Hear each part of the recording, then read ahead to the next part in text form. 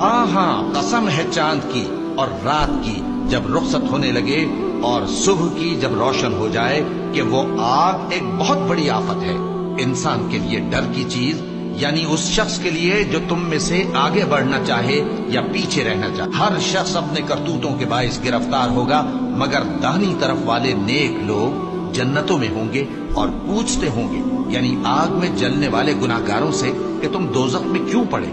وہ جواب دیں گے کہ ہم نمازیوں میں شامل نہ ہوئے اور نہ ہم فقیروں کو کھانا کھلاتے تھے اور ہم بحث کرنے والوں کے ساتھ مل کر بحث کرتے تھے اور روز جزا کو جھٹلاتے تھے یہاں تک کہ ہمیں موت آ گئی۔ تو سفارش کرنے والوں کی سفارش ان کے حق میں کچھ فائدہ نہ دے گی۔ ان کو کیا ہوا ہے کہ نصیحت سے روگرداں ہو رہے ہیں؟ گویا گدھے ہیں کہ بلک جاتے ہیں جو شیر سے ڈر کر بھاگ جاتے ہیں۔ اصل یہ ہے کہ ان میں سے ہر شخص یہ چاہتا ہے کہ اس کے پاس کھلی ہوئی کتاب آئے۔ ایسا ہرگز نہیں ہوگا۔ حقیقت یہ ہے کہ ان کو آخرت کا خوف ہی نہیں۔ کچھ شک نہیں کہ یہ قرآن نصیحت ہے، تو جو چاہے اسے یاد رکھے، اور یاد بھی تبھی رکھیں گے جب اللہ چاہے۔